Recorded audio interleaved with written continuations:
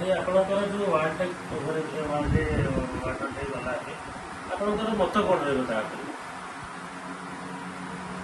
ମୁଁ ପ୍ରଥମେ ଏ ଧରାପୃଷ୍ଠକୁ ଏ ସୃଷ୍ଟିକର୍ତ୍ତାକୁ ଧନ୍ୟବାଦ ଦେବି ଏବଂ ଆମେ ଯେଉଁ ଜଳ ବିଷୟରେ ଆଲୋଚନା କରିବାକୁ ଚାହୁଁଛେ, ପ୍ରଥମେ ତ ତାର ସୃଷ୍ଟିକର୍ତ୍ତା ହେଉଛନ୍ତି ଭଗବାନ। ଏ ଜୀବଜଗତରେ ସମସ୍ତ ଜୀବାତ୍ମା,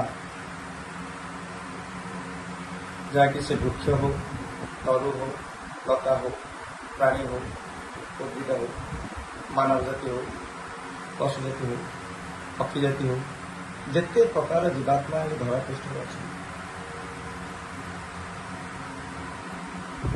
ସମସ୍ତଙ୍କର ଆବଶ୍ୟକ ଜଳ। ଜଳ ବିନା ସୃଷ୍ଟି ବିନାଶ। ଗୋଟେ କଥାରେ ଅଛି ଓଡ଼ିଆରେ, ଆମ ସାତ ଆମ ଜେଜେମା ଜେଜେ କହିଥିଲେ, ଜଳ ବିହୁନେ ସୃଷ୍ଟି ନାଶ, ଜଳ ବହୁଳେ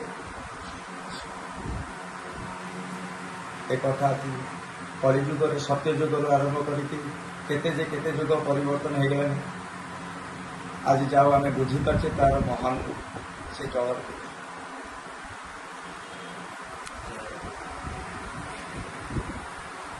ଯାଉ ଆମେ ମାନବ ଜାତି ଏକ ଜଳ ସଂରକ୍ଷଣ କରିବା ପାଇଁ ଗୋଟେ ସାଧାରଣ ମାନବଟେ ଗୋଟେ ପାତ୍ରଟିଏ ଲୋଡ଼ା ବା ସିଏ ଅତି ବେଶୀରେ ତା ଘର ଛାତ ଉପରେ ଗୋଟେ ପାଣି ଟାଙ୍କିଟିଏ ରଖିପାରିବ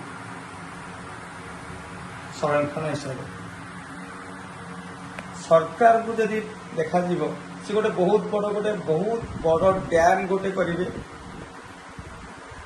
ବହୁତ ବଡ଼ ଜଳ ଭଣ୍ଡାର କରିବେ, ବହୁତ ଉପାୟରେ ଜଳକୁ ସଂରକ୍ଷଣ କରିପାରିବେ। ସରକାରଙ୍କ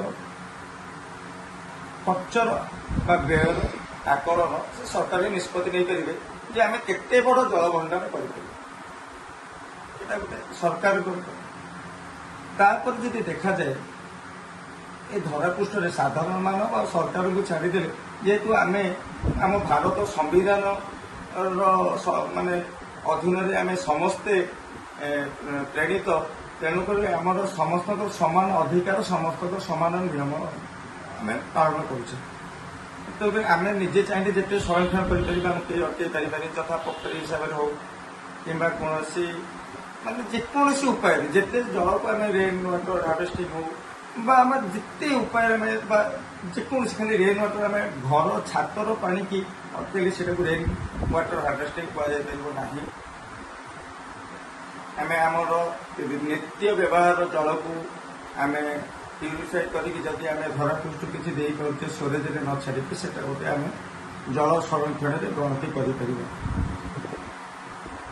ସରକାରଙ୍କ କଥା ତ କହିଲି, ସେ ତାଙ୍କ ବ୍ୟୟ ହିସାବରେ ଯେତେ ବଡ଼ ଭଣ୍ଡାର ଚାହିଁଲେ ସେ କରିପାରିବେ। ଏସବୁ ବାଦ ଆମେ ସିନା ମାନବ ଏସବୁ କରିପାରୁଛେ, କିନ୍ତୁ ପ୍ରାଣୀ ଜଗତରେ ଯେଉଁ ପଶୁ ପକ୍ଷୀ କୀଟ ପତଙ୍ଗ ବହୁତ କିଛି ଆସୁଛନ୍ତି, ତା ଦେହରେ ମାନବ ଗୋଟେ ପ୍ରଜାତି। ସମସ୍ତଙ୍କର ଜଳ ଆବଶ୍ୟକ। ସେଥିପାଇଁ ଭଗବାନ ତ ପାଣି ଟାଙ୍କି ତିଆରି କରିବେନି ବା ଆମ ଭଳି ତ ଛୋଟ ପାତ୍ର କରିବେନି। ପ୍ରତ୍ୟେକ ଜୀବାତ୍ମା ଶରୀରରେ ତାଙ୍କର ଗୋଟେ ପାତ୍ର କରିଦେବେ। ସିଏ ଛୋଟ କୀଟଟେ ହେଇଥାଉ ବା ବୃହତ ହାତୀଟେ ହେଇଥାଉ, ସମସ୍ତଙ୍କ ଶରୀରରେ ଜଳ। ତାଙ୍କର ପ୍ରତ୍ୟେକ ଜୀବାତ୍ମା ଗୋଟେ ପାତ୍ର। ସେ ତରୁଟି ହେଇଥାଉ ବା ସେ ଲତାଟେ, ସମସ୍ତଙ୍କ ପାଇଁ ସେ ଜଳ। ସେ ତାଙ୍କର ଯେତେ ସୃଷ୍ଟି ତାଙ୍କର ସେତେ ଜଳ। ଭଗବାନ ଏତେ ପାତ୍ର ଗଢ଼ିଛନ୍ତି ତାକୁ କେହି ଧରାପୃଷ୍ଠରେ ବର୍ଣ୍ଣନା କରିପାରିବେନି ବା କେହି ତାର ହିସାବ ବାହାର କରିପାରିବେନି। ଭଗବାନଙ୍କର କେତୋଟି ପାତ୍ର ତାକୁ କେହି ହିସାବ ବାହାର କରିପାରିବେ ନାହିଁ। ଏଇଟା ମୁଁ ମୋ ଗୁରୁଦେବଙ୍କୁ ଆଜ୍ଞା ଦେଇକି, ମୋ ପିତା ମାତାକୁ ଆଜ୍ଞା ଦେଇକି ମୁଁ କହୁଛି। ମୁଁ ଭାବୁଛି ଯଦି ଆପରେ ଆଉ କିଛି ଥିବ, ମୁଁ ତ ଜାଣିନି ଭଗବାନଙ୍କର କେତେଟା ପାତ୍ର, କିନ୍ତୁ ପ୍ରତ୍ୟେକ ଜୀବାତ୍ମାରେ ଜଳ ଅଛି। ତାଙ୍କର ଯଦି ତଥାପି ଭଗବାନଙ୍କ ସୃଷ୍ଟି ସିନା ଜଳ ଭଗବାନ ରଖିଛନ୍ତି, ତଥାପି ଆମ କର୍ତ୍ତବ୍ୟ ମାନବ ଜାତିର ତ କିଛି ମାନବ ସଭ୍ୟତା ସବୁଠୁ ଶ୍ରେଷ୍ଠ ସଭ୍ୟତା। ଭଗବାନ ଏ ମାନବ ସମାଜକୁ ରକ୍ଷା କରିବା ପାଇଁ ପଠାଇଛନ୍ତି,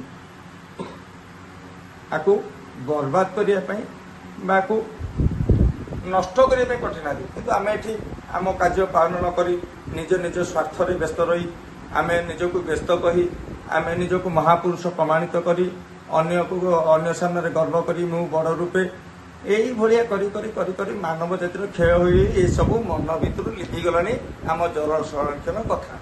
ସେଥିପାଇଁ ଆକୁ ସଚେତନ କରିବା ପାଇଁ ଗୋଟେ ଧରାପୃଷ୍ଠରେ ସଭ୍ୟ ସମାଜରେ ପ୍ରତ୍ୟେକ ଦେଶ ପ୍ରତ୍ୟେକ ନାଗରିକ ଆକୁ ଗୋଟେ ଉତ୍ସବ ବୋଲି ପାଳନ କରିବାକୁ ଚେଷ୍ଟା କଲେ। ତାହା ହେଉଛି ୱାର୍ଲଡ ୱାଟର ଡେ।